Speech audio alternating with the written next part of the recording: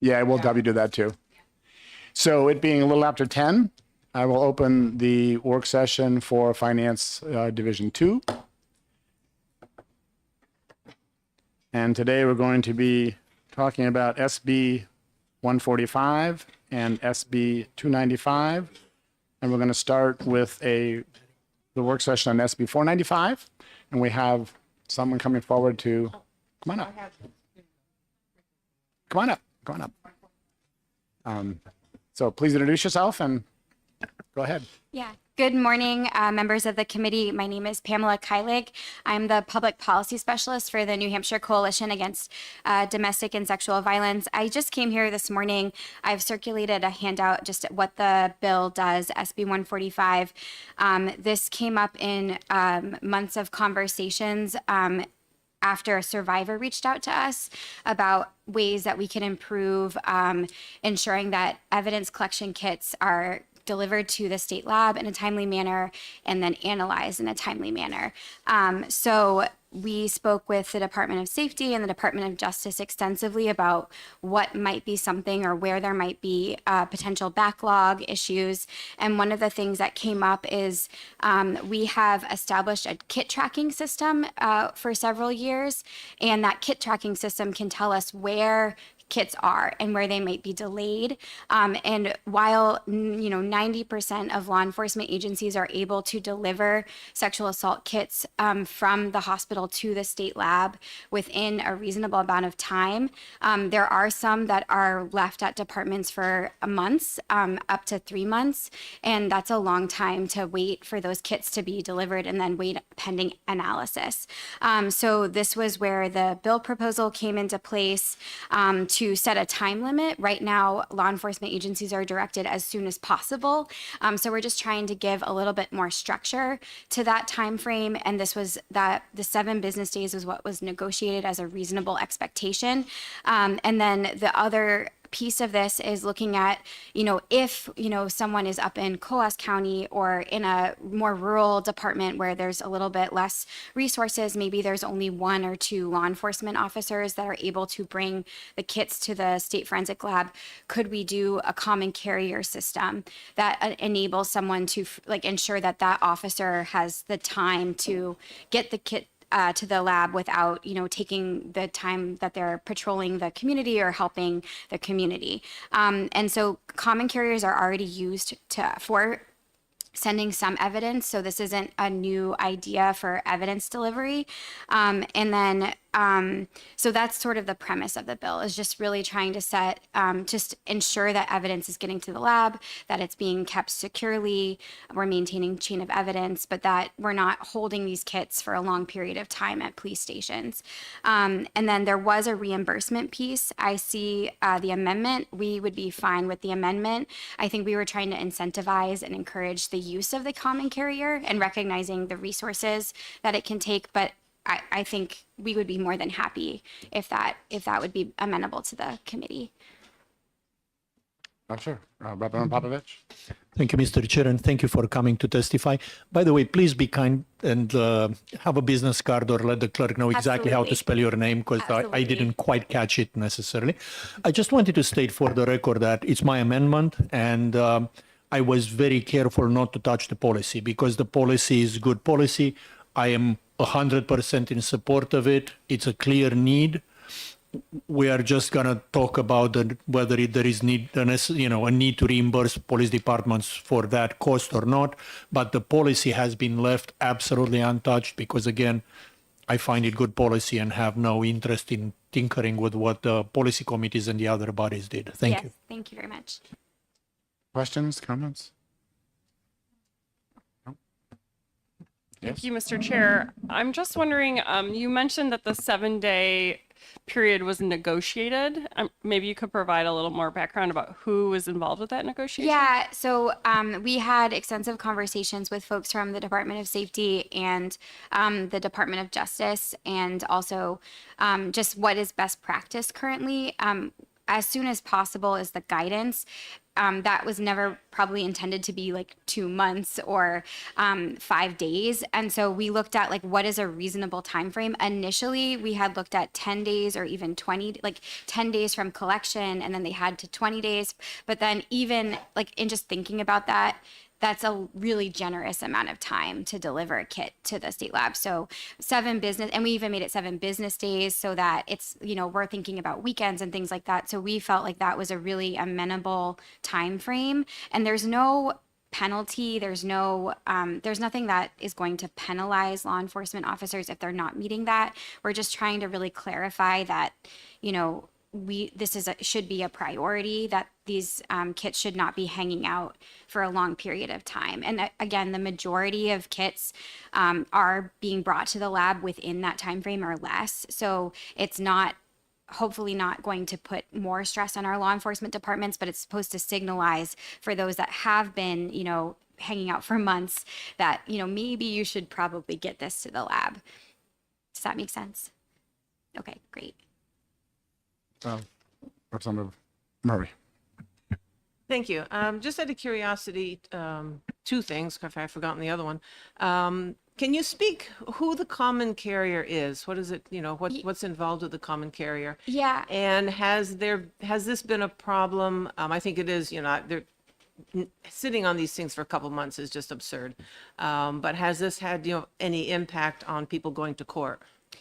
That's a great question, and I'd be happy to circle back with both the Department of Safety and the Department of Justice about that. The question of common carrier has come up, and if I can remember correctly, they've mentioned like UPS and other certified sort of mail services that you can get a tracking label. You can, you know, there's a handoff between packages, and that's part of why there's a rules piece to this to make sure that there would be a very clear protocol. And so, because we wouldn't want, you know, any sort of Uber Eats to take these, you know, so we want to be very clear that like the intent is that we're using a certified mail service.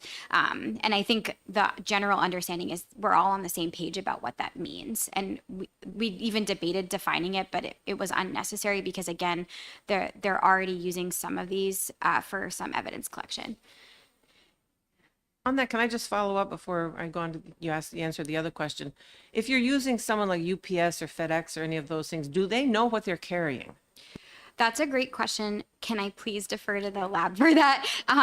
But yeah, I don't know how that would work, but I'm sure, I don't know if it would be like, I don't think it would put like evidence on that, but I'm sure they would know that it's like, I don't know. I'll defer to the lab. Representative Popovich. Thank you, Mr. Chair, and thank you for being here.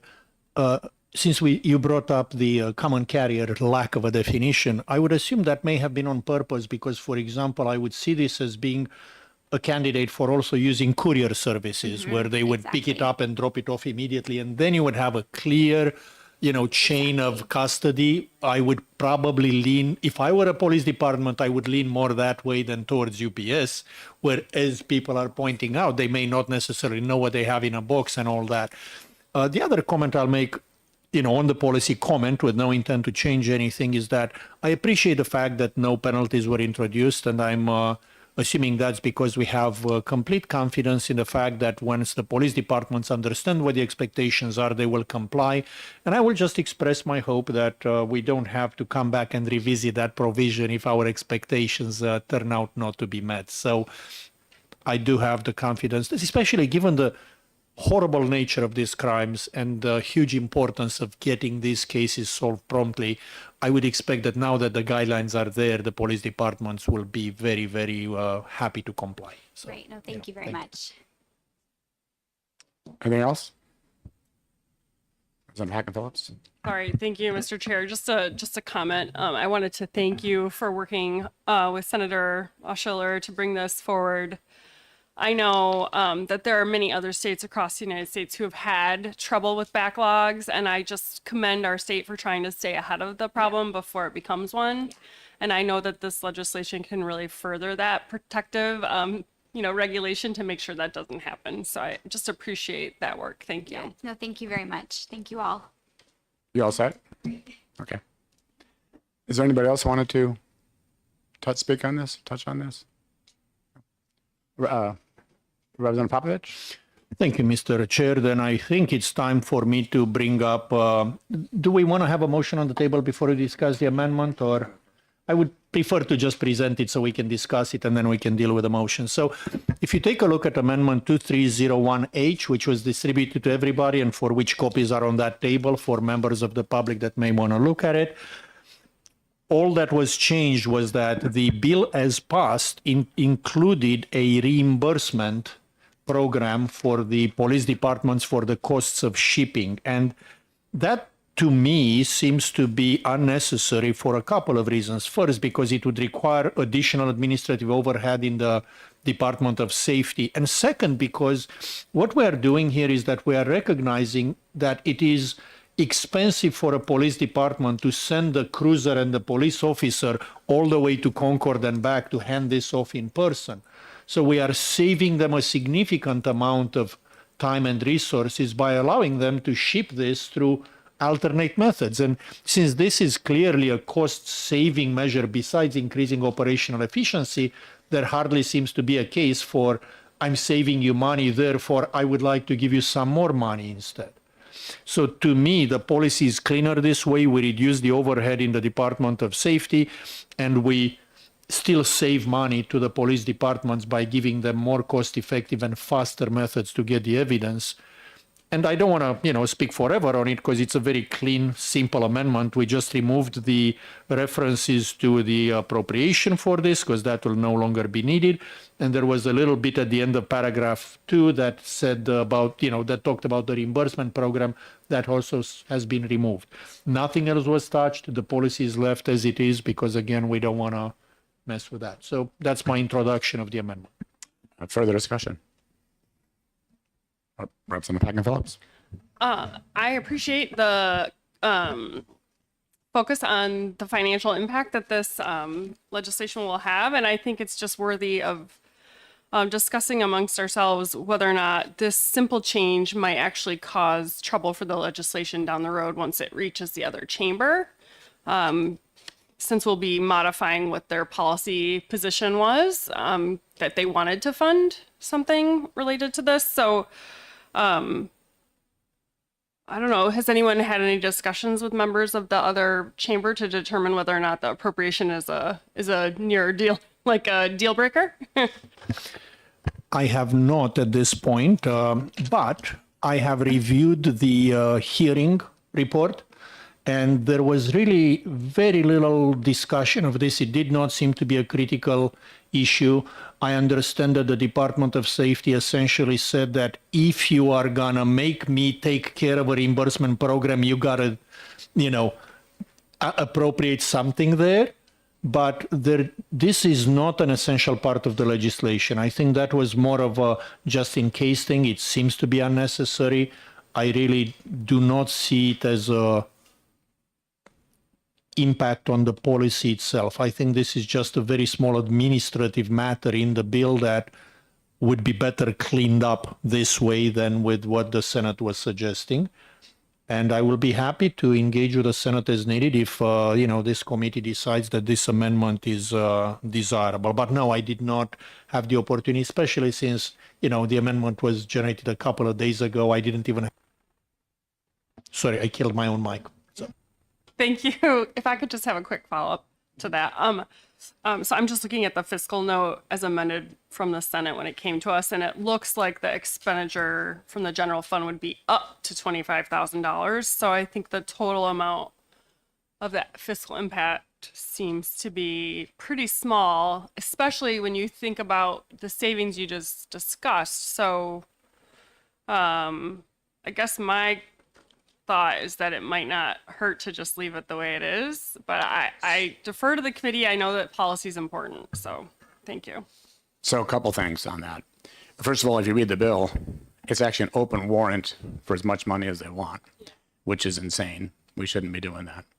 I did speak to the Department of Safety about the money, and they were adamant that oh my gosh, we couldn't possibly fund this out of our huge budget, which is $25,000. And you might have also heard the Senate discussing in the Finance Committee things that are $100,000 that they need to take out to make things work.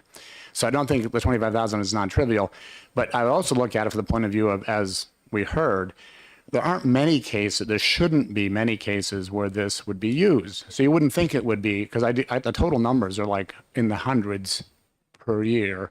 And that comes from the Department of Safety. And that's total. So you wouldn't think it'd be anywhere near $25,000 for a biennium. And my fear is, well, you open this up, guess what? Every department will just FedEx them in.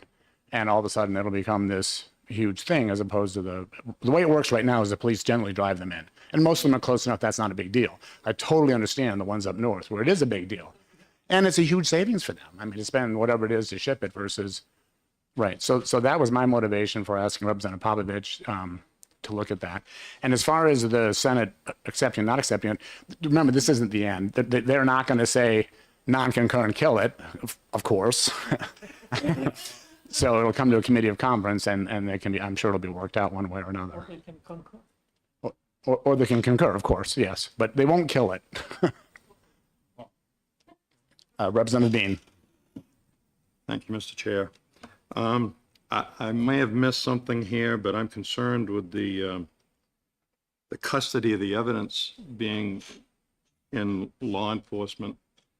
If they go to use the evidence and it's been just some carrier carrying it that isn't quote unquote responsible, that may destroy the case. I'm not a lawyer. You are, though. Representative Popovich.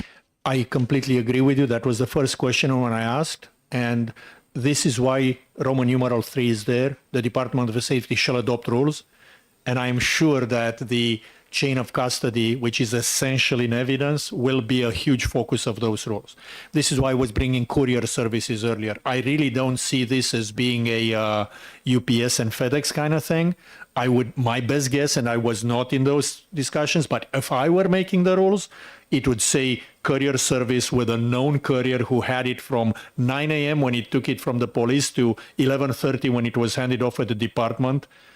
I mean, I would not accept anything less if I was on that. And I would assume, again, that I'm not going to tell them in legislation how to do their job, because they need to understand, they already understand the importance of the chain of custody. And I would expect that those rules would include that. And if they don't, frankly, the jail car should not allow those rules to proceed. So. May I just give a response before you continue? So I did speak with the Department of Safety, and they do know how to handle this sort of thing. So that was not a concern that they expressed. So Representative Bean. So I've got one other thing here. It seems as though these law enforcement agencies are already budgeted to accommodate this. It's part of their duties to do this.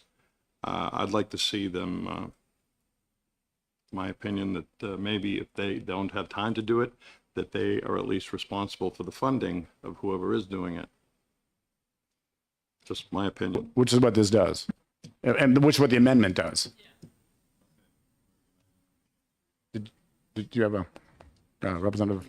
Well, just to Murray. add that we already have agencies that do this for medical stuff, hearts, and it's, I think it's people who are involved in this recognize the importance of maintaining the chain of command and maintaining the evidence. So there are organizations beyond UPS that do these kinds of things. I'm comfortable with that. And I also think that it's important to get this policy in place. Any further discussion? All right. Representative Popovich. Thank you, Mr. Chair. I believe it is proper to start with a motion of OTP on SB 145. I would like to speak to your motion. Oh, is there a second? Representative Bean. Or anybody. Representative Hagen-Phillips. Representative Murray. Representative Murray. We have Murray is the second, yes. Thank you. And then I would like to follow up with a motion to adopt amendment 2025-2301H to SB 145. Is there a second? Okay. Representative Murray, seconds. And in my case, Does anybody else wants to speak to the? I don't want to speak to it. I mean, I've already introduced it. I was volunteering to shut up. Any further discussion? All right. Yes, when you're ready. We are ready for the roll. Aye. Yes. Representative DeRoy, yes. Representative Murray, Yes. Representative Hacken Phillips, Yes. Representative Kelly, Yes. Representative Earth, Yes.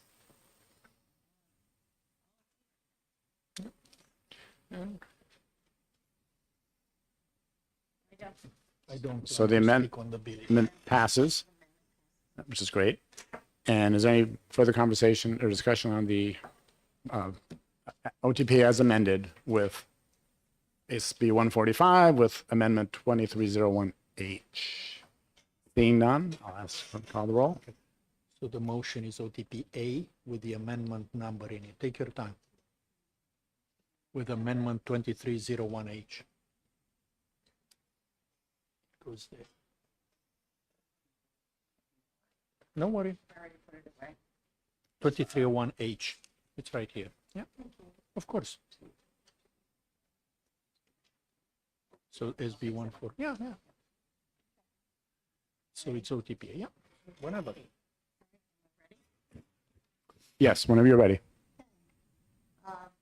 Representative Papavinci, Aye. Yes. Representative DeRoy, Representative Murray, Yes. Representative Hacken Phillips, Yes. Representative Kelly, Yes. Representative Earth, Yes.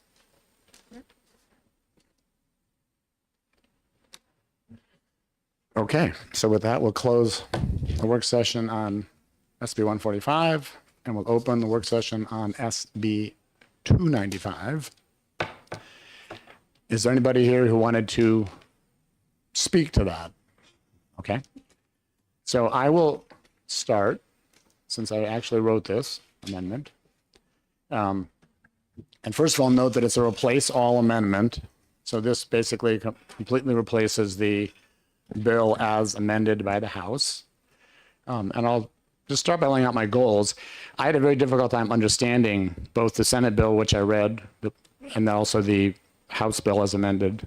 And while I understood the words, my understanding of what it would do was contradicted when I talked to others, like the sponsors, who said, no, it does this other thing. Like, okay. So that's interesting. So my real goal here was just to simplify it and clarify it without changing the purpose of it. So I understand that the purpose of it is an issue here, but at least I hope you'll find that this is more comprehensible and clearer. So before I get into that, I'm going to go through it section by section. But before I do, to make it possible to understand the bill in general, there's sort of two chronological parts to it, which are not chronologically in order in the way the OLS lays out the bill. They lay it out in a more organized fashion related to the RSAs. And that is in phase one, if you will, there are enrollment caps placed on the growth of the EFA program. Eventually, those enrollment caps go away. And so in time, once the enrollment caps are gone, parts of this amendment are removed that are no longer relevant. And as I go through and describe them section by section, I'll make reference to that so you understand which pieces are which are part of each of those chronologies, those points in time, if you will.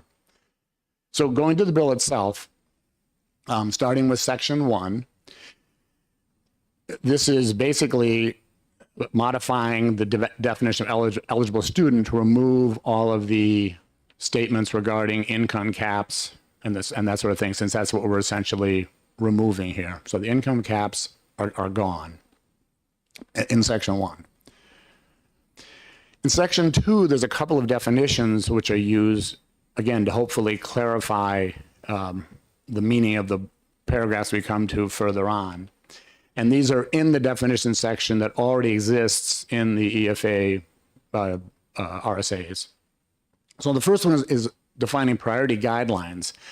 And this is meant to include the following groups of students who will be recognized as having priority for enrollment under the program and having priority for enrollment regardless of caps. And we'll come back to that further on, as you'll see.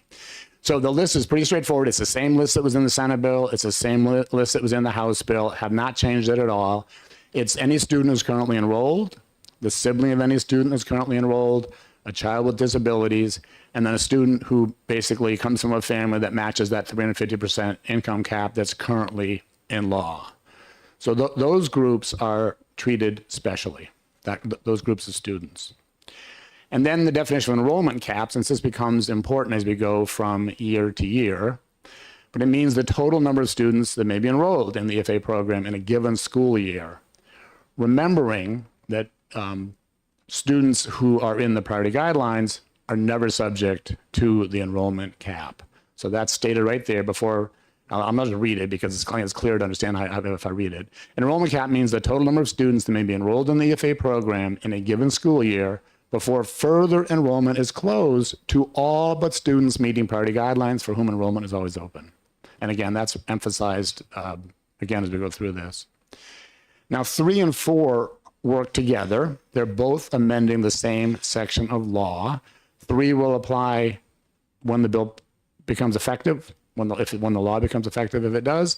And 4 will apply, as you'll see at some point, some future point in time when the caps are no longer necessary. So this also is amending an existing component of the Freedom Count legislation. And essentially, instead of prioritizing or anything or talking about fall sessions, spring sessions, it simply changes things so that enrollment is on a rolling basis, which means you apply and the order of applications is the order in which they'll be considered for enrollment into the program. Excepting, as you'll note in the last sentence there, priority guideline students shall not be subject to the enrollment cap and shall be enrolled on a rolling basis. So they also can enroll whenever. There's no need for them to. The department doesn't have to wait for some groups to enroll or for other groups to enroll to decide, make decisions. Everybody can enroll on a rolling basis and be accepted in that order.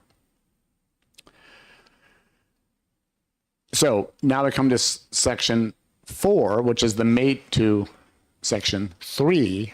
And you'll notice the only thing that's gone is the last sentence that talks about priority guidelines because there'll be no need for that. Once the caps are no longer there, then all students are equivalent and they can be enrolled on that same basis. Section 5 is sort of the meat of the changes to law as it relates to caps. So I'm going to read 1A, which is essentially capturing all of this. For this, assuming this becomes law this year, then for the 25-26 school year, so the next school year coming up, the enrollment cap shall be 10,000. And by way of information, I believe the current enrollment is somewhere in the neighborhood of 5,500, 5,600 students.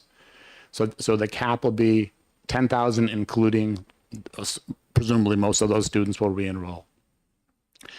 For each subsequent year, if the total enrollment of the prior year is greater than 90% of the prior year's enrollment cap, which means in year 1, that's 9,000 students. So if that 90% is exceeded, that 9,000 students, then the enrollment cap shall be increased once by 25% when enrollment begins for the year. So if in the first year enrollment got over 9,000, then the cap for the next year would go to 12,500. And the last sentence there is unrelated to the enrollment cap specifically, except to say that the Department of Education will publish this information, identifying what the current cap is at any point in time.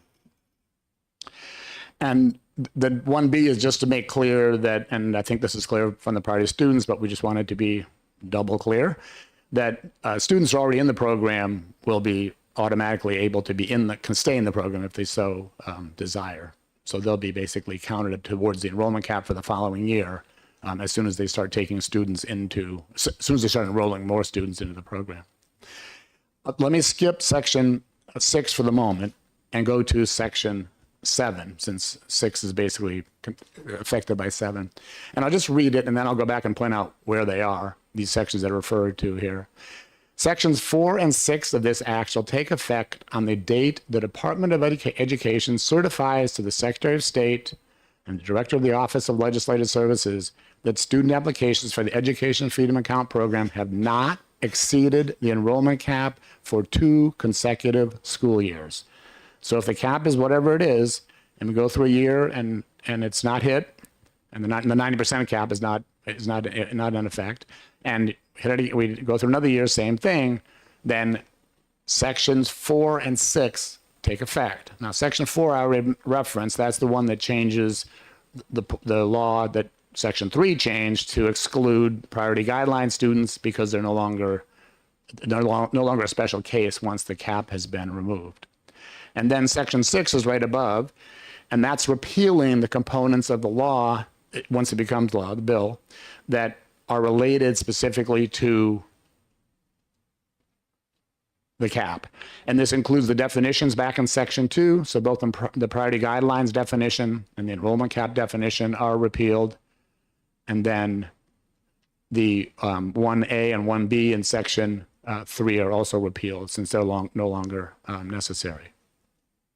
And finally, you'll note that the effective dates, hopefully they've been clear from what I've said so far, but sections 4 and 6 of this act shall take effect as provided in section 7 of this act. So as I just described to you, that's what will happen there. And the remainder will take effect upon passage so that if this becomes law as is, it would impact the current, I'm sorry, not the current, but the next school year starting in 25, 26. So I'll leave it open to comments, questions, whatever. Hopefully that at least explains what it's doing. And let me know if it doesn't. Representative Murray?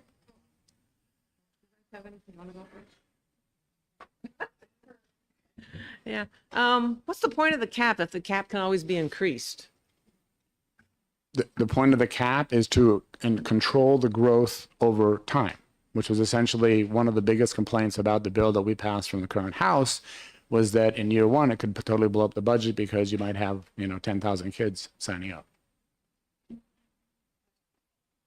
Sure, Hackam Phillips. So I think that's interesting interpretation, because the way I read the bill is that after 2 years of non-threshold growth, the cap is removed. So in year 3 or 4, if those thresholds are removed, the cap's not there, so you're back in the same position you were before the cap. I mean, it's probably mathematically unlikely, right? But given the amount of students who are kind of like outside the public school system who might want to take advantage of the program, if you're correlating who's taking advantage of the program now, and then correlate that to who's still in the universe of possible adoptees.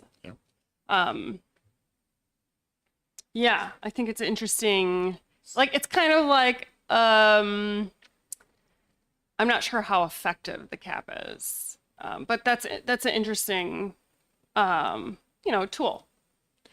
Well, I just say that it's a fair point, except you're basically suggesting that initially people won't sign up for a couple of years, and then, well, the point is if they are signing, the cap, by the way, isn't once in a lifetime, it's once per year.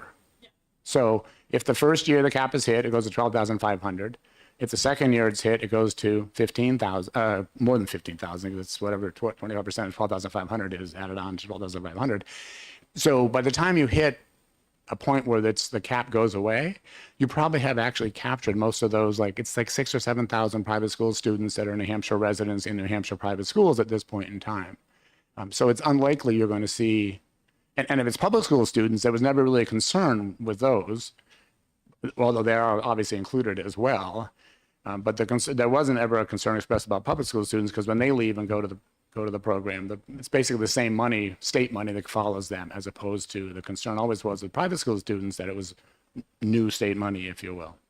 So I don't think the concern you raise is one that is likely to occur. I mean, unless we have an influx of folks in the upper echelons of the tax brackets who can afford to declare a new residence in New Hampshire as our primary, and take advantage of the program to send their children who are already outside the system to the EFA program and then, just recoup that that money. So there's always a loophole to the plan. So I just, I want to be aware of what that is. And there's lots of circumstances where the stated premises of how many students we know in our population exist now could expand. Well, that's absolutely true. It's as likely to happen when the cap is in place as when the cap's not in place. In other words, it's as likely to cause the cap to be hit. In other words, prevent it from getting to the point where it goes away, if you follow me. Representative Popovich. Just a brief comment on this. As you know, it's very hard to predict what an individual will do, right? But it's actually reasonably straightforward to predict what a large group of people will do. And a lot of statisticians will tell you exactly that, right? That you cannot predict an individual's choices, but when you look at a large population, it becomes significantly easier to predict. The point of the cap, again, is to address the concerns that were brought that, oh my God, every eligible student will just jump in right now and blow up the budget. This controls it, and it waits for it to peter out. When we get to a point where the cap is not hit for a few years in a row, there shouldn't really be a pool of eligible students left to suddenly join that will create a budget concern. So I think this is a very solid mechanism to address those concerns. And if anything, I find the concerns to be highly unlikely to happen, but this addresses them to just, make it less of a stress for people that are concerned about it. And look, I will try to focus a lot today on discussing the changes brought by this amendment because we have discussed the underlying bills and everything, quite a lot, right? So we've already talked about the EFAs a lot. This seems to address a lot of the concerns that were brought up. I recognize that it is unlikely as a bill to make everybody in the room happy, but I think it is a genuine effort to address those concerns that were brought, even if it doesn't address them to a point where it makes everybody comfortable with it. Thank you. Representative Kelly. Is there any idea of the cost for this? Well, again, it would depend on the numbers, right? But Right. In the worst case, it'd be 10,000 minus the current enrollment if you assume that all the currently enrolled kids join up, times about $4,500, I believe, per child, which is the kind of children you'd expect to be coming in. Representative Popovich. And even that number would overstate the impact because some of those kids would be kids who leave public school. So we can calculate a worst case scenario, assuming that everybody was already out and comes in and joins. So you can get that maximum number, but I still believe that the projections that we use for our original EFA bill are much more likely to be what happens. But this at least gives you that hard cap that our previous bill did not have. Representative Murray. Thank you. Yeah, I hear what you're saying. I think the cap seems to be rather a movable target here, which I think is fine. And frankly, to me, this is a diversion from the more serious issue, and that is still opposing the vouchers. Because of the lack of accountability with regards to student achievement, we still have no idea how well students are doing outside of private schools, which generally do have some of that. So, this is, to me, this is a little diversion to say, oh, let's not look at the voucher program anymore. Let's look at some other little things here that we can discuss. And for me, it does not address the basic issues that I have to oppose the vouchers. Further discussion? Representative Hacken Phillips. Yeah, I just through my reflections of reading through the Senate reports and the testimony given when the bill was introduced, I think that there's just a few reflections worth sharing. One is that once we make a higher income eligibility available, I think it's just natural that we're going to see higher participation in the program. And I understand that's the goal of the legislation, for sure. But I just want to recognize that that's not sustainable.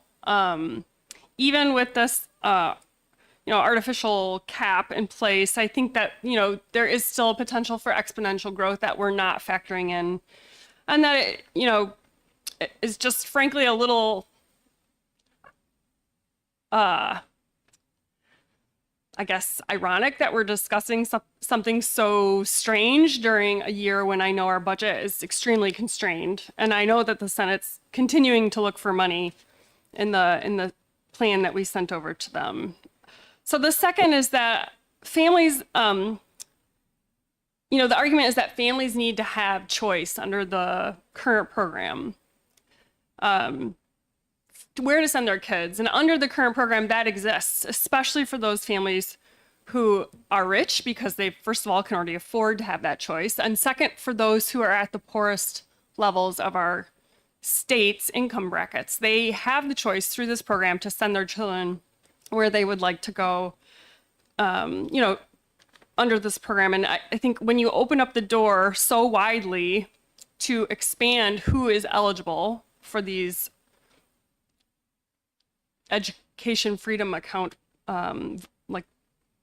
values, we are just providing, opening up the door for further fraud and abuse is basically where I see it. And so I say, to reflect on what Representative Murray said, there's a lot of concern about, measuring success of the program and actual data to show us what is happening through the program, and whether or not students are being discriminated within the program. I think there's just a lot of unknowns. And frankly, my town just voted on May 13th, our recent town meeting, that they did not approve further expansion of the voucher program. So while I understand the mechanics of what the amendment is trying to achieve, and I applaud your efforts for trying to simplify things that look pretty difficult on paper, it's the same policy position we're landing on, and I hate to beat a dead horse, so I will leave it there. Thank you.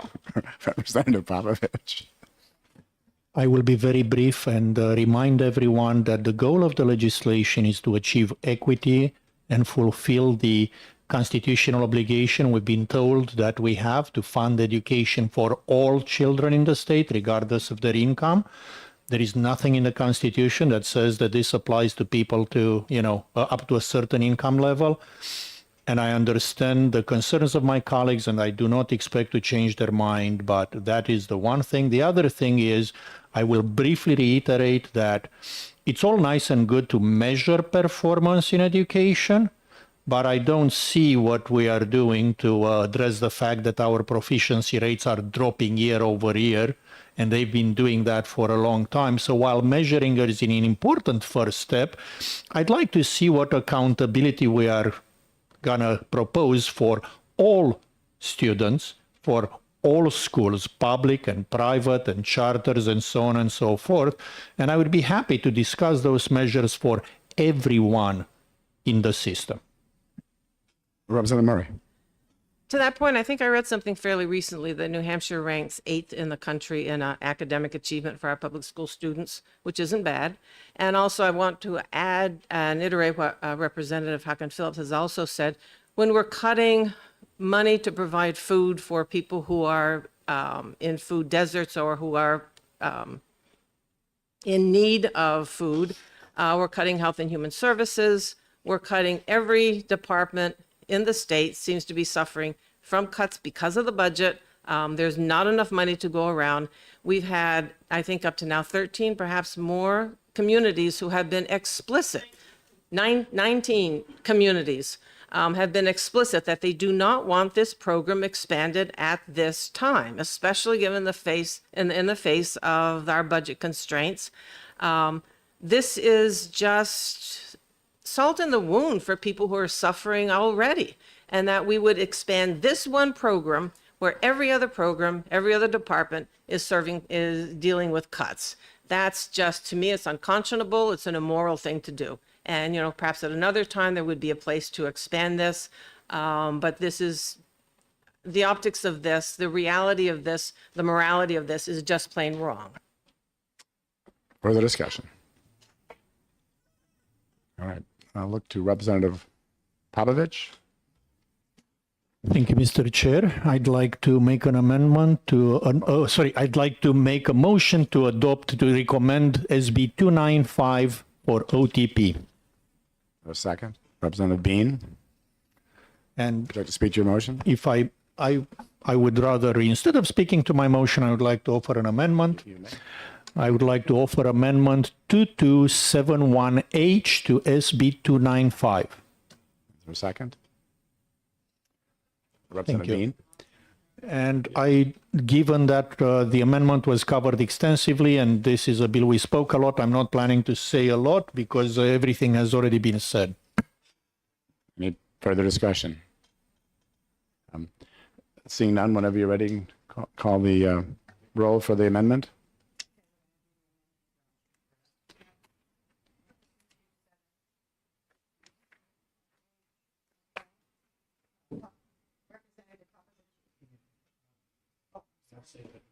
I'm sorry. We're going to be voting on the amendment 2271H. Representative Popovich. Aye.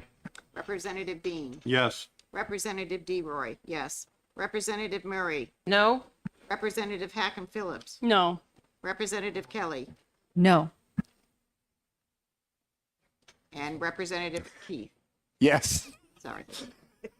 Earth. Never know what you're going to get. It is a thing. We are changing those, by the way, for next year.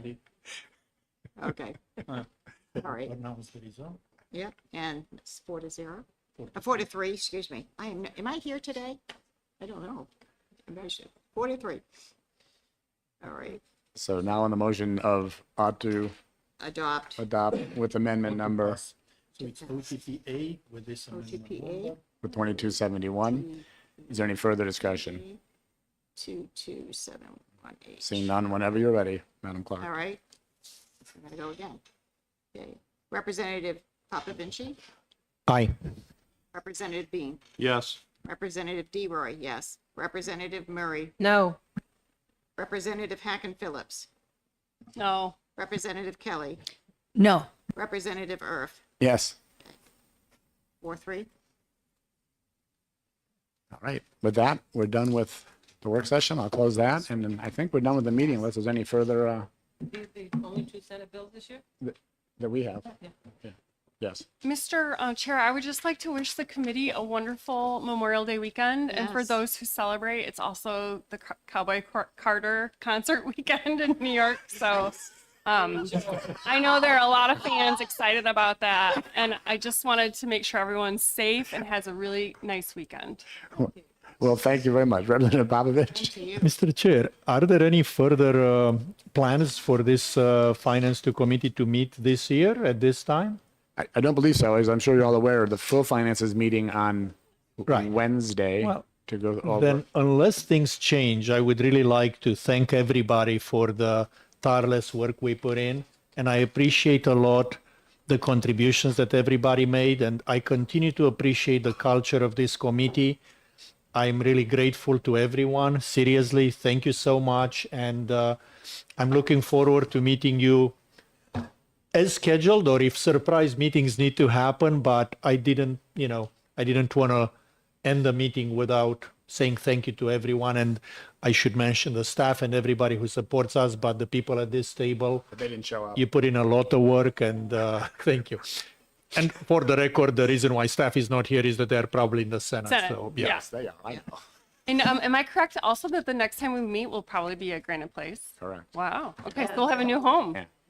A temporary home. Right. And I would thank you all as well. This has been my first time being a chairman. You guys have been very easy to work with, despite our differences.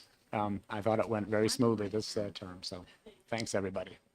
And with that, I'll close the meeting. All right. Are you good on First of this? all, no, because I'm missing stuff. Sorry about it. Why What am are I you missing, why am I missing the amendment? I do not have, You can have my amendment for Okay. the clerk's copy. all right, so this is the amendment that goes with this vote. Electronic version of the AFA amendment. I want Could you maybe 2271. just email it to me? I haven't found it in the email. 271. I have 2271, and then I have, Thank you. okay. Because I gave my copy to Susan and, Yes. oh, that's fine, but either way, like an electronic copy. You'll have a great time. Yes, absolutely. You should. Yeah, I will. All right, let's do it. So this you're one- good with all the papers for now? No, sit right there, please. No worry, I'll sit with you while you Okay. finish, don't worry. I want, because I was missing.